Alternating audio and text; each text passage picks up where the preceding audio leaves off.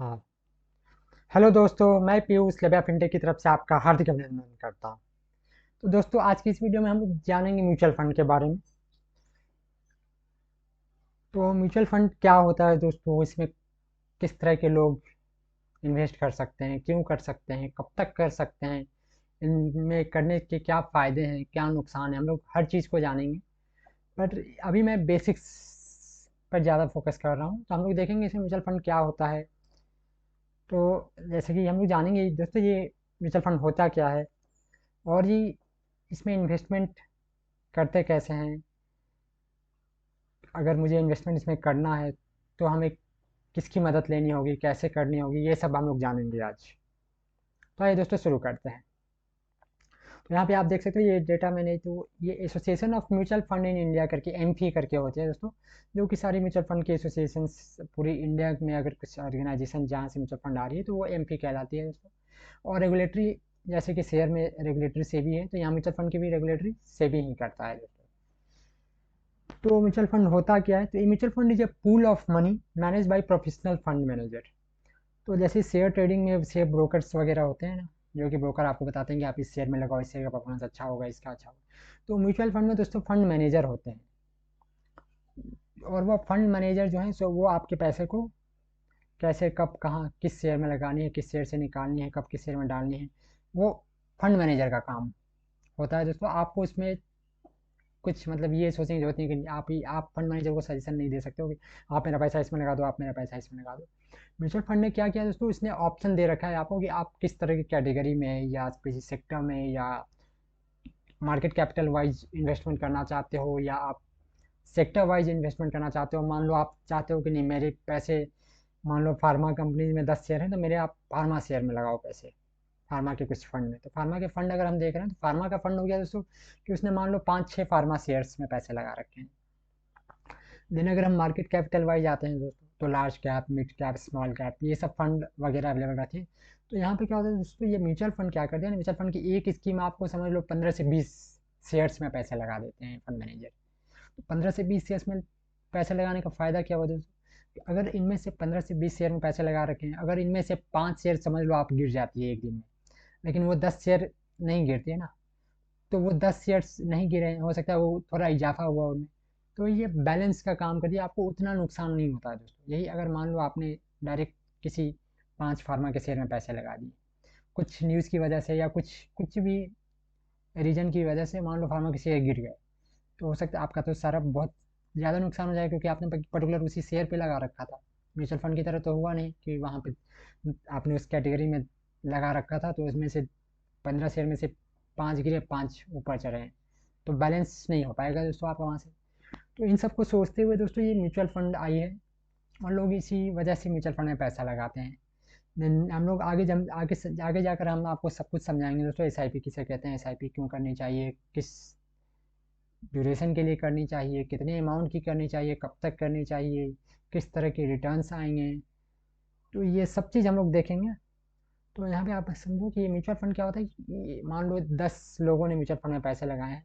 एक mutual fund, for example कोई भी म्यूचुअल फंड को आप ले लेना, तो एग्जांपल में आपने म्यूचुअल फंड को ले लिया, अब वो सारी, तो म्यूचुअल फंड सारी की सारी लगभग लगभग स्कीम्स की अगर आप बात करो, तो सब सिमिलर ही रहती है। अगर आप मान लो फॉर एग्जांपल मैं आपको दे रहा हूँ, आपने ये सबसे पुरानी mutual fund UTI mutual fund है जैसे, तो यूटीआई म्यूचुअल फंड की मिड कैप स्कीम है। फिर आप एसबीआई म्यूचुअल फंड ले लो, तो एसबीआई म्यूचुअल फंड की भी मिड कैप स्कीम है, दोनों की स्कीम्स है। आपको जिसमें मन उसमें जाओ, नो इशूज़, नो बाइट्स, जिसके परफॉर्मेंस अच्छे हैं। तो लेकिन यहाँ पे आप अगर जब जा रहे हो, तो ये देखो मिड कैप फंड में उस मिड कैप ने कौन से शेयर्स में दो। मिड कैप फंड किसे कहते हैं, मिड कैप फंड उसे कहते हैं जो अभी मार्केट कैपिटल के अनुसार आप समझ लो टॉप 151 पोजीशन, टॉप, है ना, 101 नंबर पोजीशन से लेके 250 तक जो भी आते हैं स्कीम्स, वो टॉप शेयर्स वो आते हैं आपको इसमें मिड कैप में। तो सिमिलरली इसी तरह स्मॉल कैप भी आते हैं दोस्तों। स्मॉल कैप फंड्स क्या करते हैं, वो उन कंपनीज में शेयर्स में पैसा लगाता है जो कि आपको रेंज करती है, आप समझ लो 250, 151 पोजीशन से लेके 250 तक, वो सारे स्मॉल कैप्स होते हैं दोस्तों, है ना।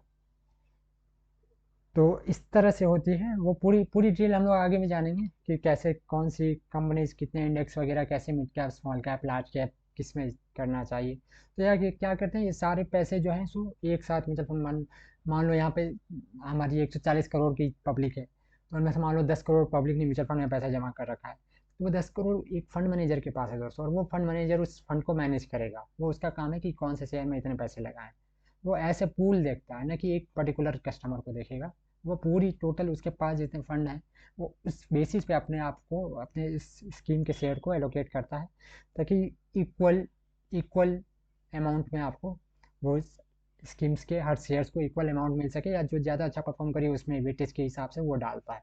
आपको इसमें कुछ नहीं सोचने की जरूरत है कि मेरे पैसे डूब जाएंगे, क्योंकि वहाँ पे फंड मैनेजर को इसके लिए सैलरी मिल रही है।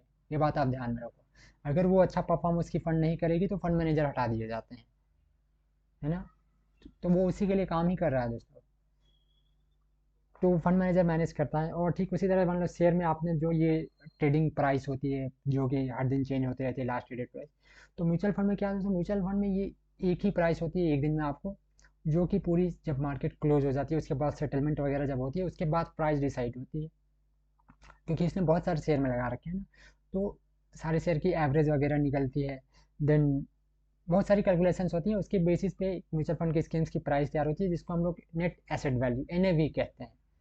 ठीक है। तो एनएवी अगर मान लो, और मान लो एनएवी आपने 10,000 खरीदे हैं, और एनएवी अगर प्राइस है आपको, एनएवी 10 रुपए की है, तो आपको कितने क्वांटिटी अलॉट हुए, आपको 1000 क्वांटिटी अलॉट हुए, क्योंकि आपने 10 रुपये एनएवी चली, 10 रुपये में आपने बाई करी, आपने 10,000 लगाए। वहाँ पर आप तो क्वांटिटी से इन्वेस्टमेंट म्यूचुअल फंड में नहीं कर सकते हो, आपको अमाउंट से करना रहता है दोस्तों। तो अगर आपने 10,000 जमा करी है और आपको एनएवी अगर 10 की मिली बाई में, तो ऑब्वियसली आपकी क्वांटिटी 1000 हो गई, है ना।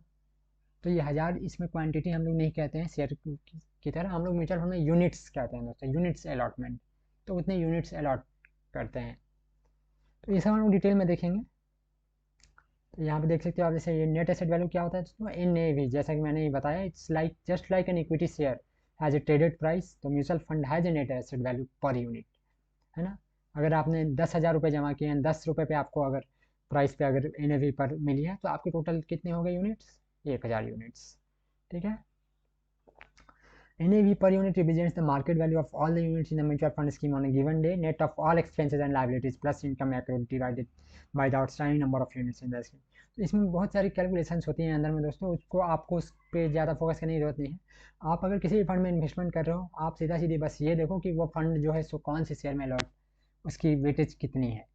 और ये कुछ भी अगर आप फंड में जाते हो तो फंड बुलेटिन्स वगैरह आते हैं, पूरी इसमें इन्फॉर्मेशन दी रहती है कि इस स्कीम में मान लो मिड कैप में आपने जमा करी, किसी भी म्यूचुअल फंड हाउस की स्कीम मिड कैप में आपने जमा करी, तो वो दिखाएंगे आपको दोस्तों कि मिड कैप में कौन कौन से शेयर में कितने पैसे इसने लगा रखे हैं, अगले 5 साल तक इसका मोटो कैसा है, इसका पिछला 5 साल का परफॉर्मेंस कैसा है, सब कुछ दिखाते हैं वो चार्ट वगैरह। वो सब चीज़ देख कर रिसर्च करके आप इन्वेस्टमेंट कर सकते हो।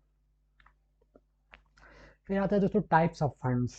तो टाइप्स ऑफ फंड्स क्या होता है देखो, तो दो तरह के बेसिकली होते हैं आपको, एक ओपन एंडेड एक क्लोज एंडेड, है ना। तो जैसे आपने शेयर, अगर शेयर ट्रेडिंग का आपको आइडिया है, मार्केट अगर आप देखते होंगे तो वहाँ पे जैसे कि प्राइमरी मार्केट और शेयर मार्केट होती है दोस्तों, दो तरह की। तो प्राइमरी मार्केट में क्या होता है, आईपीओज वगैरह जब आती है ना, तो आईपीओज आती है, लिस्टेड नहीं हुई है, आईपीओ आए हैं, आप आईपीओ के लिए सब्सक्राइब कर सकते हो, आप अप्लाई कर सकते हो, आपको अगर अलॉटमेंट मिल जाती है तो एक पर्टिकुलर पीरियड के बाद जब वो अवेलेबल हो जाती है आईपीओ से, जब वो आपको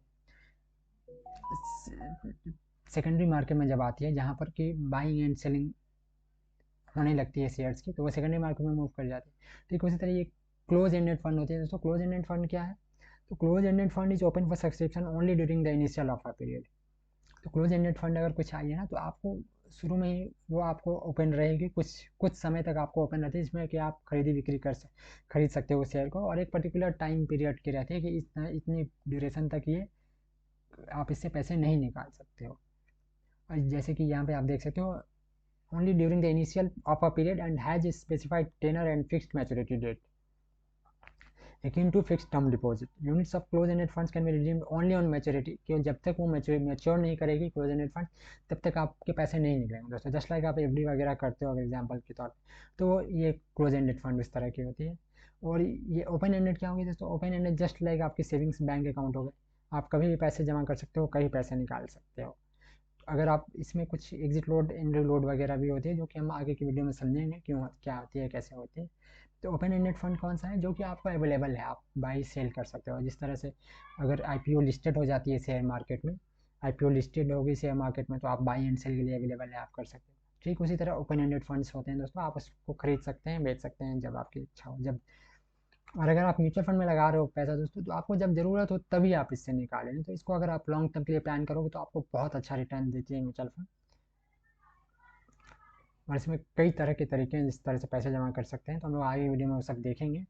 तो ये अब आते हैं दोस्तों, ये इसमें आप लोग कर कैसे सकते हो। तो म्यूचुअल फंड डिस्ट्रीब्यूटर्स होते हैं, एमपी रजिस्टर्ड कहलाते हैं, जैसे कि मैं भी एक MP registered mutual fund distributor हूँ दोस्तों। तो आप हमारे हम हमारी टीम से भी संपर्क कर सकते हो अगर आप म्यूचुअल फंड्स वगैरह कराना चाहते हो तो। देन ब्रोकर्स हो गए बहुत सारे, ऑनलाइन ब्रोकर्स, आप जैसे कि ये कितने सारे ट्रेडिंग प्लेटफॉर्म वगैरह हैं, वो सब भी डायरेक्ट म्यूचुअल फंड्स वगैरह वहाँ से भी आप ले सकते हो डायरेक्ट म्यूचुअल फंड्स। तो एंड अगर आप डायरेक्ट अगर फंड हाउस विजिट करना चाहते हो, तो काफ़ी सारे फाइनेंशियल सेंटर्स हैं, खुले हुए हैं शहर शहर शहर पे, हर तरह के फंड हाउस। तो आप fund house, fund centre, financial centre जाकर, या ऑफिशियल पॉइंट ऑफ एक्सेप्टेंस हैं बहुत सारे, वहाँ पर जाकर कर सकते हो। आप इनसे सलाह ले सकते हो और अपने खुद से पैसे जमा कर सकते हो वहाँ पर जाकर। तो ऑनलाइन वगैरह में भी कर सकते हो आप दोस्तों। लेकिन हमारी राय यही रहेगी, आप एक अच्छे काफ़ी सारे यहाँ पे सलाहकार अवेलेबल हैं म्यूचुअल फंड के, आप इनसे सलाह लीजिए कि किस में जाएँ, क्यों जाएँ। क्योंकि ये आपके बस की बात नहीं दोस्तों। अगर आप जॉब कर रहे हो, अगर आप एम्प्लॉय हो, सैलरीड एम्प्लॉय हो या बिजनेस में हो, तो इधर टाइम देना आपको बहुत ही मुश्किल हो जाएगा दोस्तों। तो इसी सब चीज़ को देखते हुए दोस्तों ये सलाहकार वगैरह बने हुए हैं, आप उनसे सलाह लीजिए, एडवाइज़र्स वगैरह अवेलेबल हैं, से प्रॉपर एडवाइस लीजिए, उसके थ्रू कराइए। अगर आप कल को डायरेक्ट, अगर आप डायरेक्ट करते हो तो अब आपको मान लो अगर अचानक पैसे की ज़रूरत पड़ गई, तो आप समझ नहीं पाओगे कहाँ जाएँ, कब जाएँ, ऑफिस में जाओगे। तो इससे अच्छा अगर आपकी जान पहचान रहेगी सलाहकार वगैरह से, तो आप संपर्क कर सकते हो, वो लोग आपको अच्छी तरह से सलाह देंगे। अगर आपका पैसा लॉस में जा रहा है तो वो आपको ये भी सलाह देंगे कि नहीं, आप स्विच कर दो, आप इस स्कीम में आपको सही सही परफॉर्मेंस नहीं रहेगी अगले 5 साल के लिए, आप स्विच कर लो, कुछ पैसे निकाल लो। ये सब काम एडवाइजर्स वगैरह करते हैं दोस्तों। फंड हाउस भी जाओ, आप फाइनेंशियल सेंटर जाओ, वहाँ पे भी आपको सलाह वगैरह मिलेगी, सब कुछ मिलेगी। तो आशा करते हैं आपको ये शॉर्ट्स वीडियो हमारी समझ में आई होगी दोस्तों। म्यूचुअल फंड से जुड़ी किसी भी तरह की आपको समस्या हो तो आप हमसे संपर्क कर सकते हैं। हम बायो में हमारी लिंक्स वगैरह दी हुई है, आप वहाँ से संपर्क करें। और हमारे वीडियो को सब्सक्राइब करना ना भूलिएगा दोस्तों, लाइक और सब्सक्राइब जरूर कीजिएगा। आगे हम और भी वीडियो में लेकर आएंगे जिसमें हम पूरी तरह से अच्छे से समझेंगे दोस्तों। ये तो बस बेसिक्स थी, तो कौन से फंड्स अच्छे परफॉर्म कर रहे हैं, हम लोग सारी सारी एनालिसिस वगैरह करेंगे, सब कुछ जानेंगे। तब तक के लिए थैंक यू।